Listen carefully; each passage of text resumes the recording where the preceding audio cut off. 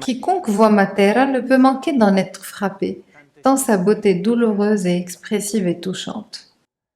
Ainsi écrivait Carlo Levi, l'écrivain et artiste turinois confiné en Basilicate pendant les années de fascisme, dans l'un des articles contenus dans le recueil Les Mille Patrie.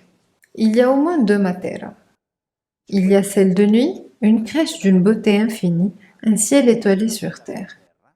Et puis il y a celle de jour, la ville des pierres, éblouissante et lumineuse, creusée dans le calcaire. Ce lieu semble sortir d'une peinture du passé. Merveilleux à nos yeux contemporains, mais dur et difficile au regard de ces paysans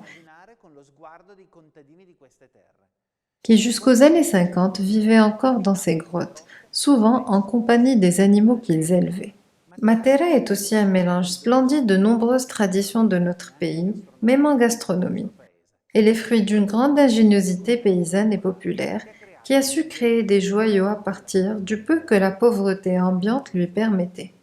Une richesse infinie, résultat d'une misère insurmontable. Prenez par exemple le pain de Matera ou les nombreux autres pains au levain qui caractérisent le sud de l'Italie. Ceux qui comptent aujourd'hui parmi les produits les plus célébrés dans notre culture gastronomique ont longtemps été répudiés pour leur lien à un passé de pénurie et de faim qui ne pouvait souvent être comblé que par un bout de pain, parfois rassis. Le pain de Matera est gros et pèse généralement entre 1 et 2 kilos. Il est préparé avec de l'eau, de la semoule de blé dur remoulu et du levain paner pouvant durer jusqu'à 2 semaines. Les blés utilisés dans sa production sont des blés traditionnels italiens provenant de la région de Lucanie, tels que les Senatore Capelli, le blé dur de Lucanie et l'Appulo.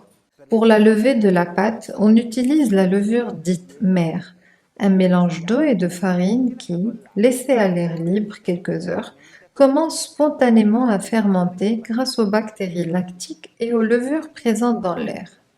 Pour accélérer le processus de fermentation, des fruits très mûrs peuvent être également ajoutés. Autrefois, le même résultat, disent certains boulangers locaux, était obtenu en ajoutant une petite quantité de bouse de vache séchée, qui disparaissait clairement avec le temps. Le levain, avec sa légère note acidulée, donne au pain un parfum unique et contribue également à faciliter la formation d'une croûte épaisse et colorée en surface qui protège la mie moelleuse. Le pain de Matera est pétri le soir précédant la cuisson en mélangeant des ingrédients qu'il faut longuement travailler. Certains textes rapportent que les femmes de Matera se consacraient à cette activité pendant plus de 3 heures, avant de le laisser reposer et lever pendant au moins 3 heures dans un environnement chaud et protégé. On entaille enfin une croix sur la surface de la pâte. Et une fois cette phase terminée, la pâte prend d'abord une forme ronde, puis elle est repliée plusieurs fois sur elle-même et des incisions sont faites à la fin pour qu'elle prenne l'aspect d'une petite butte légèrement dentelée. Le pain de Matera doit obligatoirement être cuit dans un four à bois. À l'époque, plusieurs fours étaient actifs dans la ville, pour la plupart publics. Les femmes, après avoir préparé la pâte et formé le pain, le confiaient au boulanger qui s'occupait de la cuisson. Et pour ne pas confondre les pains, chaque famille marquait la pâte avec son propre tampon en bois. Aujourd'hui, le pain de Matera représente, en plus du tourisme, l'une des activités principales de la ville et donne un emploi à plus de 130 boulangers.